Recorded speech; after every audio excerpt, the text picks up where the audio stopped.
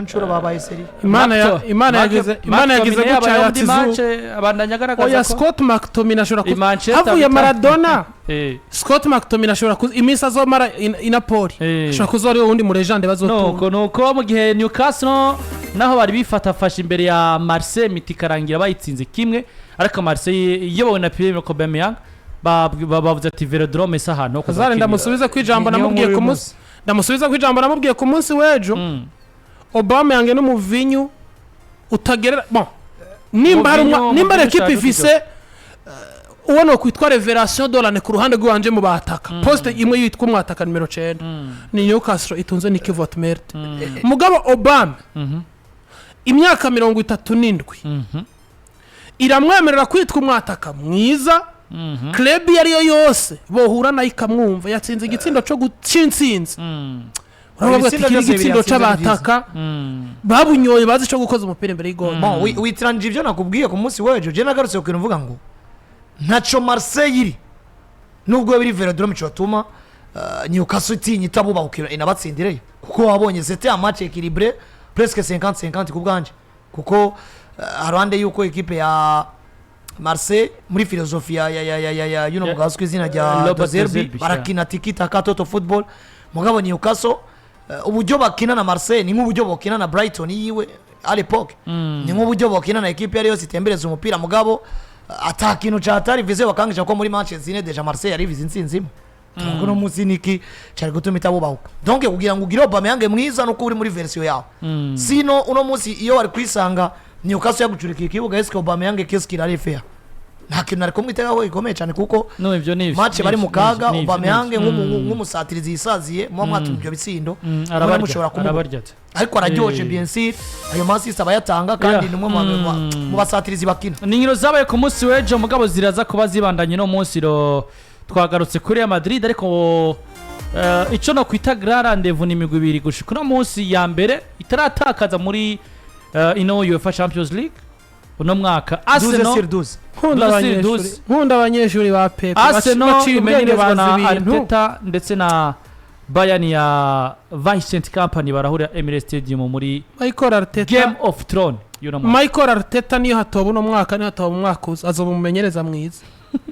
arazi bigezweho arazi kujana n'urukino rwo rego gose agomba gukina Bayern iratembereza ntimugongana Karafiori kuri bande tushe Luiskeri mu kibuga ibirora bishigikiye ijana kwijana kuko Michael Olize arazirana n'abantu ba mekanisye Michael Olize muragongana murakina umupira simvuze ko atokwekraza keri mugabe iconzi ico Arsenal hano na Bayern tugomba turabe match hamwe ucarana ukavuga ati voilà umugabo witwa Michael Arteta yizize sawa kuri Popra Braina ni David Raya mwizamu William Saliba ndetse na Mosquera umukenyero w'igisirimu cyane Jet imbere kuri zibiri Lewis Kelly 3 hagati ni Zubomenda kumwe na Imbere ndetse na Declan Rice mu gihe Mikel Merino nk'umusatirizi ku ruhande rumwe ari Bukayo Saka ndetse na Leandro Trossard nk'ibisanzwe Trossard amaze igihe ari wafise kino kibanza ko absence y'umugabo bitwa Gabriel Martinelli equipe ni stabilité equipe no kumenyerana equipe nico gitinyiro umwe wese muri profile yiwe Novise Gabriel Magalhaes la fois pas wakinishije muri North London Derby mugabo askwizina rya Piero Incapié kandi ashaka gukinira ubamfu neza kuko je nkonsidera ko nkaya yakinije abakinyi babiri basangiye poste Saliba mukinije na Mosquera basangiye poste ubwanje ico kibanza kirimo Mosquera no mucyagomba kugarukamo Incapié nko mu bakinyi bitwaye neza mu ndwi yeze sura kare wa Leverkusen imyaka yo stability akayigira hari nakinije uguru kubavu ya arakoresha uguru kubavu pied gauche fort kandi no musi ugiye kuraba matiere ya matiriti ikintu gisabwa muri izi nkino Piero Incapié nk'umukinnyi akinira Leverkusen arazi Bayern kandi iyo matirite Piero Incapié je ni mwiza ku bwanje kuri Mosquera ari experimente uno musi ivyo bihinduye donc oblige umugabo yitwa Saliba kwiadapta ku wundi mukinyi no musi bari kumwe gusumbuwe yari yadapte ko bakinanye muri weekend mugiye dufata karonko kuri Kelly ni mwiza sindavyanse mugabe ni match nkuru kina abantu bamaze kumenyereza muri match nkuru zose ziheruka yakinije umugabo witwa Karafiori kandi no musi twese turabona ngo nta kujyamira Kelly byabayemo Karafiori ni mwiza c'est un joueur de classe c'est un joueur expérimenté par rapport ya Kelly n'umwana wa academy ariko araduga eske yaruka gutangura match ya Kelly Hii byose mbamona wize ukarubanda ni iki gituma utazana equipe yawe nkuko biri kipe wari umaze kubukora ikipe wari umaze iminsi ukinisha kuko dufata akarongo kwa Bayern nibo Bayern bo 11 bazanye Emmanuel Niwele mwizamu kapiteni wabo barahari umukinyi wa 4-2-3-1 Opamecano na Jonathan Ta zina na 5 umutima defense Josip Stanisic 3 ari kumwe na n'umusore twa Konrad Leyma nimero 2 imbere abo ni Joshua Kimmich ari kumwe na Pavlovic mu gihe batatu bari imbere yaba ari Serge Gnabry Renard Kar ndetse na Michael Rize bari gusatizwa na nimero 9 Harry Kane ariko wagiriza Vincent Company adafise umusore aheruka kugikarati itukura yitwa Luis Diaz Luis Diaz yaza kuba arimo uyu mwana Renard Kar ntiyari kwicara mugabo no munsi uyu mwana deja no muri weekend yaramukinije muri match kuri no poste nyene kugira ngo amutesting ubujya agomba gushanya ama academy imigwi itandukanye ariko araramura muri kino gihe kandi ariko aramura neza mugabo je gituma nshimira umugabo mwitwa Michael Arteta ntukizi jewe hano mfise umugabo yitwa Josip Stanisic kwa Bayern na Konrad Leyma nk'abaratero sivyo inguvu z'umugabo yitwa Bukayo Saka kumutuma umuntu atari mu nimero 3 furu nka Josip Stanisic harakaza agomba kuba afise ukabona ni Bayern no musa Bayern do formation ifise mu gitaragaruka na Alphonso Davies nico gituma niko nakubwira Bayern rero rimwe na rimwe ubona yarasubiye inyuma rafarashaje rafimya kiramujanye hama Konrad Leyma biroroshe kumva ko Konrad Leyma yoba ariko arateshwa umutwe n'umugabo bitwa Leandro Trossard hana biri bupfire he nimba Pavlovic na Kimmich batari busumbe umugabo yitwa Imbere batari busumbe umugabo yitwa Martinez Zubimendi na Imbere na Declan Rice gutembereza baro hagati mu kibuga niho hano umugabo yitwa Lewis Kelly agomba kugufatira kukubwira raba ama couverture menshi umugabo yitwa Declan Rice akora agaruka gukuvura ku nimero 3 buri munsi niyo bari muri Ricardo Carafiori baralibera umunimero 3 wabo agakina Arsenal nimba waribera Lewis Kelly agakina Declan Rice ariko aragukorera couverture nka zino kuruwara y'ubamfu kwa Arsenal za kubiri kwiraka gusumba wanashima agenda ashobora guha amahirwe menshi yo gutsinda equipe ya Arsenal kuko buri ugiye uraraba match bagiye barakina Arsenal barahura na challenge nyinshi mu gihugu cy'Ubwongereza y'ubujye imigwi yiteguye gusumba challenge novuga ngo Bayern bahura nayo mu gihugu cy'Ubudage bon bien sûr dufashe muri no phase league amanota 3 bakuye kuri Parc des Princes ni motivation ariko ndavye uburyo Bayern baronse y'amanota 3 baronse muri context iri un peu flou kuko bakigice ca mbere ciza igice ca kabiri barabitoba baronka ikarata itukura baca barasafaringa donc nibatwereka mere kandi hanagiyemo nayo mahigwe novuga kuko iminota 24 y'urukino utakaje umugabo nka Dembele igice ca mbere kigahera utakaje Dembele na Hakimi ukanongera ko deja Paris Saint-Germain bibereye muri iyo context yuko hari abakenyi babo benshi no munsi batafize n'abandi batari stable ivanye nuko physiquement imvune ziriko zirabakora gusinda Paris Saint-Germain no munsi ukayitsinda 1-1 kubganje wage Parc des Princes nubwo wakinye igice ca kabiri udakwiye hari yindi demonstration kumbure na niteze kuri Bayern yereka parati kuri ko uri mwiza mbwa uko udafise inkingi za mwamba reka tuguprofit ariko no munsi dufasha karorero kuri Arsenal match Arsenal deja bakina Sunderland iriya ni match nkuru kubganje match Arsenal bakinye na Liverpool bagatsinda match Arsenal bakina Man City match Arsenal mazigiye bakina bararonse challenge kwiye yo kunyereka ngo bo barafronse equipe nyinshi wanashima zobere ku rugero babwizwa kwitanga ko bakina na Bayern gusumba uko Bayern yoba yari afronse aba adversaire bayere ku buryo agomba ku affronter Arsenal nkabona ngo Bayern nubundi iyi ni match igoye gusumba match bakina Paris Saint-Germain basabwe gutanga ingufu zigoye gusumba bakinye zirenze izo batanze imbere ya Paris Saint-Germain bien sûr ni nzira nziza kuri Bayern mwakwezi yaciye muri barrage muravyibuka muri barrage bacatsindira Celtic Glasgow uno mwaka 12 ku 12 nubwo botakaza no match muri phase league ni Bayern mbona uravyira calendrier yabo peut-être abadversaire basigaranye Bayern kurengana muri 8 za mbere birashoboka nubwo batakaje no match ariko no mwanya rero wa confirmation ninde mwiza atagutomboza birimo hagati ino equipe ya Bayern apana hagati ya Arteta na Company nta gipimo no munsi kirimo hagati y'abagabo abantu barashobora kubwira ati Company hagati ya Michael Arteta na Company nta gipimo giriho kuko bose n'abamenyereza beza muri kano kanya projet barimo zihagaze ziri stable munagire ko muravugana Retrouvaille Eze na Olize bon Eze na Olize Retrouvaille ni bon nk'abakinnyi abanye benshi makuru byinshi mengo nivyo nibo bariko baragaruka ko cyane ati Retrouvaille y'abasore babiri bari beza muri Project Crystal Palace gusomba ko bagarukana kuri Bukayo Saka na Harry Kane bagarutse kuri Eze kuri Imbere na Michael Olize ariko Retrouvaille bon ino ni Retrouvaille nziza kuko bagusubije inyuma mu myaka 3 nta muntu yo kuyumviriye ko uriya Eze wa Crystal Palace n'uriya Olize wa Crystal Palace no munsi hogeze igihe bahurira muri equipe nziza dufise ku mugabane wa Burayi kandi bitwa ko ari bamwe mu bakinyi uno munsi izo equipe zabo zibabuze twobona ikinogo kigaragara donc nawo vyumviri rero ko bishize nimwe muri point tutokwirengagiza ukanongera ko rero ko bazawukinira i Londres bien sûr mugabo yitwa Olize agarutse i Londres aho yabaye ari kumwe na Crystal Palace mugeno vuga ngo na Eze aracari i Londres nyene aho Crystal yamureze yakirira ni retrouvaille ikomeye cyane ariko kandi sinobora kuvuga retrouvaille kuko ari Ken atashe akaza gura na Arsenal bimwibutsa North London derby uburyo yakunda kuba baza Arsenal muri Tottenham Hotspur bien sûr ajya mbese wowe si n'umwana wa academy ya Arsenal buke oya urabiyo yagiye araca ariko sinibaza ko Arsenal bo bareze ari Ken bien sûr ari Ken agarutse mu rugo nawe mu gihugu cy'Ubwongereza ni muhira ariko kandi kuba ari muri Bayern guhura na Arsenal arabiza ahura nayo muri North London derby yarezwe na Leyton Orient mbere ko aja muri equipe turamo yateze imyaka 19 yagiye aratizwa agiye atandukanye naho yigeze ahurira na Arsenal yumvikana ngo ariko ntawo bura kubivuga ni rero turuvaye kubamenyereza kuko abo barazinanye n'abakinnyi akinira Man City unakinira Arsenal ariko kandi na rero turuvaye kuri bo kuko bose bayoboka Pepe uno munsi Pepe ni mwarimu kuri bo yaba Vincent Company yaba n'umugabo niwo biyinspira ko cyane ku bice byinshi kwijana ariko novuga ngo Arteta yavyinjiyemo imbere ya company mugabo Kenny n'umwana wa academy muhawe muri kimwe cyose muri equipe ya Arsenal nta kintu do special ara creature tuma mvuga ngo ahantu Arteta yicaye sino atereka company kuko nimba company yaracitse abantu bamutega iminsi muri Bayern ngo navyazoshobora ba legende agatwara Bundesliga peu importe ko gutwara Bundesliga vyoroshe kuri Bayern mugabo Tuchel yarayibuze ayibuze kubwa Livecontroller yande ya Alonso uno munsi nemeza ko vraiment experience umugabo yitwa Arteta rero yamaze guhura na challenge nyinshi par rapport y'umugabo yitwa company ngo nico tuma company atakubahuka na maro trouvaille menshi ni point nyinshi zigiye zitandukanye niteze match mu buryohe hako kubwanje mbona ko migwi yose itembereza umupira ukina resultat yo biryoshe ni yuko Bayern bonganya canke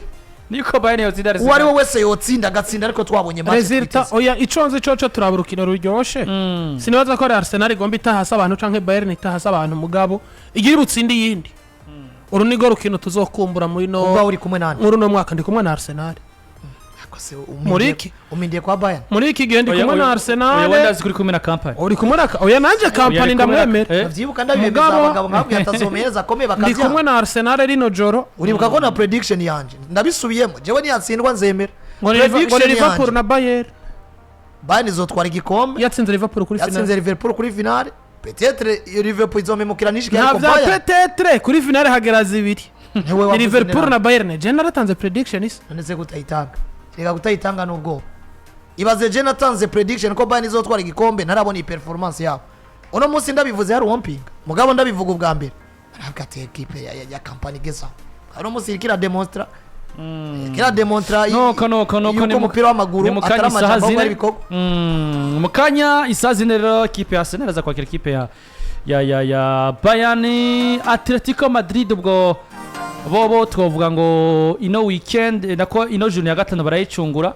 nko mu migwi ya Espagne yo muri Espagne ishora kuronga amanota 3 inyuma yo ko Bilbao ironse rimwe izindi zigakubitwa barakira equipe ya Inter de Milan nayo muri derby herutse muri Milan bitagenze neza nabonye umugabo yitwa Echoro Diego Simeone yagarutse kuri equipe Inter de Milan avuga ati ndibuka mu myaka ibiri heze twarakinye match na equipe yitwa Inter de Milan bayisezera hari huitième de finale je pense qu'il y a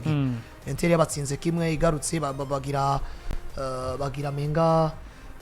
baca muri za iriya dukoranyeje nawe iriya match tour yabaye umugabo yitwa Saura gahusha penalty match yari hari avana ne pass ati abakinyi banje ifise muri effectif bakinyi indiranye gishikino match tariko ibintu byinshi byarahindutse kuko yaba tactique mamenyereza nitukiri muri abindi nyene effective zaje zarahindutse ariko kandi hari n'ivyo bamenyereza bagomba guhindura par rapport y'uburyo bakinye kiriya gihe bimeze bana mu budget 15 jours uriyumvira kumenyereza ipe mu Butaliyano na Inter de Milan canjana ko style wari Italiano yanakinyeyo abwira ati muri carrière donc no munsi niyumvira ibihara ariko shobora kwirimita ko nazo imenyereza ariko sino navuga kandi ko ndavyiyumvira donc wakira ibiko biraba fashize equipe ko ari zibiri Atletico Madrid nubwo ntayemera contre equipe ya Inter de Milan Atletico no yinsinze no munsi mfatiye ku kuba tuze mpema bari muhira ariko kandi Inter de Milan ni ekipe ikomeje kwigwa ko cyane ntarabona Inter de Milan bagarukanye ya nzoka ubona kwitwa Christian Chivu numumenyereza ibintu vyiwe benshi bamupinga ariko je mbona kashobora kuza umumenyereza mwiza na kampani tout simplement benshi bariko baraba kuri pressure yuko ekipe ya Inter de Milan mwaka uheze bisanze mu nzira zo gutwara ibikombe byose bishoboka mugabo byose bifa kukanya uri ukabatakaza Super Coupe imbere ekipe ya Milan yari yejeje guhakaza umugabo yitwa uriya mugabo ninde Francesco Nde Carzona nani uyu Mirase gahungu ka Francesco Trincao uyu nako ka Francesco Conceição wala uriya mumenyereza Sergi Conceição areje kumwakazi araza ratubirindura muri Super Coupe yari muri Arabia Saoudite twageze kuri journée ya nyuma avant dernière journée equipe ya Napoli yari yadoye amahirwe iratakaza cha dusubira natwe gutakaza imbere ya Mira tuzakurindira ko Napoli itakaza kuri journée ya nyuma bitakunda dushitse kuri finale UEFA Champions League biranga dushitse kuri finale ya za Copa ukabona ngo Inter de Milan mwaka uheze yari equipe iri mu nzira yo kwegeranya triple historique mwaka uheze hari nzagera mu kumuna nako mu kwa kane bigikunda kuri Inter de Milan mugabo ugenda ndabira no munsi Inter de Milan ubyo twatanguye deja twatakaje derby tusinzwe na Mira tuvuye mu kibanza ca mbere izindi equipe ziriko zirakijamo gucuza muri nagize amakenga kuri Chivu kandi amakenga yanje ari fonde kuko umutariyano muzanyemo tikitaka umucu uhejeje kuonona pressure niyo bura ibaze equipe Inter de Milan itari bwanke zigizino na kimwe muri Ligue des Champions kacakesa kuri Kairata Martinez ni equipe ikomeje kugaragaza du faiblesse à gauche à droite ni mukanye sajira ishobora kuduhindi shusho mugabo Atletico Madrid je kubganje basama igwe gutsinda duse nk'abaheza ariko duhereza kuri Luis Enrique araza kwakira Thomas Frank ya Tottenham Hotspur inyuma yuko ijuru niheruka baherutse kuba batakariza muhira ndavuga ino equipe ya Paris Saint-Germain ijuru ya kane bakubiswe na Bayern bakubitwe na Bayern muhira nabonye n'umugabo uzwi izina rya Kvaratskhelia yabigarutse karavuga ati ndabagabishije tugomba gutanga buri kimwe cyose kuko turafise match twakina muri Super Coupe ifise icyo yatweretse ati no munsi twakina match iri different niyo twakinye kiriya gihe kuko twarabonye ko dusamaye batangura bakaterekamo bibiri si minsi yose bo guterekamo bibiri wisanga ufise ingufu zo kubigombora Dembele yamugarukanya mushira ku bench aza gutanguza agasore witwa Njatu nimero 9 kari kumwe na Barcola ndetse na Kvaratskhelia ariko ubona ngo Marquinhos agarutse muri axe kumwe na William Pacho mu gihe Lucas Varane mwiza mu zibiri ni Zaire Emery Nuno Mendes kuri statu hagati ni João Neves Bitinha na Fabian Ruiz Paris twizere ko ino match ishobora kwashira mu nzira nziza yo gusokera heza gusumaho basokeye umwaka wese ishobora kwashira mu nzira nziza ariko kandi Thomas Frank mbona ko nawe nyene agatakaza ino match weekend ishobora kugera mu itangazamakuru bariko barandika ibintu biriya donc turabe no munsi system yazanye atakije Landry Koromani na Richardson bivuze ngo nawe byanga bikunda ni equipe ya Tottenham Hotspur igomba basi kwikura mu bibiye bimaze mu minsi yatakishije Landry Koromani sinzi ko maze iminsi ubona ibintu bakina yatakije Muwani na Richardson hano nta baraza kuja muri mitapari y'amazurukino kuko Landry Koromani ni umwe mu bakinyi ataporo nimwe atanga muri equipe yitwa Tottenham Hotspur ako ni equipe deja Tottenham Hotspur uravya ba adversaire yagira ahura nabo nta defeat baragira umunyagana arahari de match nil Mohamed Kudus ntawe mbona yakaba dafise Kudus hano mu kibuga Simons arahari Kudus ari ku bench Xavi Simons arahari Xavi ari ku bench sawa aha Paris Saint-Germain hejeje urukino kare Tottenham tout simplement nuko Tottenham Ben Davies Parinya Xavi Simon William Bennett Mohamed Kudus Wilson Odobe Danes Cadet ndetse na Thompson bari kune abagomba hari kutiromero mu kibuga muri axe hakaba Mickey van de Ven hakaba bitirangiza ko Tottenham nyuma ko muri Premier League bisa nibiriko biranga gutsinda ino match bibashira muri 8 za mbere muri bibashira muri 8 za mbere ariko ufashe no effective yazanye ingufu ziri hafi ya ntazo oya dufashe Tottenham ingufu zayo na Thomas Frank uburyo bamazigiye nuko tubabona kwenda birazanye muri defense 5 yazanye mu Archie Gray oya Tottenham bamaze iminsi bari mu bintu byo kugerageza ubona ko kwikurira Parc des Princes Paris yahatakarije imbere ya Bayern sinibaza kiza kwemera gutangaza muri 3 uno munsi ngo uyu Paris nyari yicaye wazanye umwana yitwa Lucas Bervare nk'umukaseri bari birashoboka deja ko birarira No, ivyo ni birarira mu ivyo. kibanza ca gatatu n'amahirwe kuri bo kuko ugerageje kuraba uno munsi Paris Saint-Germain mu adversaire basigaranye barasigaranye ino equipe izwi ya Bilbao kandi bazoja muri Espagne azoba ari kuri journée ikurikira je pense nivyo ariko kandi ugiye kuraba equipe ya Paris Saint-Germain arwande ya Bilbao bafise Sporting kandi bazonasohoka Yeah. ama bace barangiza bakira equipe yitwa Newcastle bivuze ngo uravye Sporting ukaraba Newcastle ukaraba Bilbao na Tottenham ni nkino zose zitwa kari migwi iri munsi ya equipe ya Paris Saint-Germain ariko atayo yitsinda ngo bitangaze kuko je utsinzwe na equipe yitwa Tottenham ugatsindwa na Bilbao sinhangara nkuko utsindwa na Slavia Prague nivyo Liverpool anesurotarakira pesivo bwo Landry kuri Anfield Road hari wotinya kurya ano manota 1.27 bubeti ya muri Liverpool bubeti tuyagiye cyane tuyagiye cyane kubera ko ideba muyihere iwanje none ndabasuke ariko aya turayajya ndabasuke mu aya turayajya Mo Salah ubwo ekitike Kodiga Curtis Jones Gravenberch Makaristeri Soboslai Konate Van Dijk Milos Kerke aya turayajya batsinda bitatu mu izamu rya PSV tuyajye PSV Eindhoven sina PSV gusa equipe ya rero Liverpool yoyitsinda kagahungu kitwa Ricardo Pepi kari muri equipe Ricardo Pepi yabaye kwa Porto kari kuri bande touche uravye uno munsi equipe ya Liverpool effectif ifise nta equipe nimwe umuzungu yaba yashize ko amanota Liverpool ntoyikine mugabe ikibazo nyamukuru kigaruka aya match match bayitsindifiswe no mu Espanyol Hernandez ivyo no arbitrage mu mupira w'amaguru jewe kugira ndayitwaze ngo natsinzwe cyane natsinze iba upshigira nk'akanje gatanu Madrid yazanye bande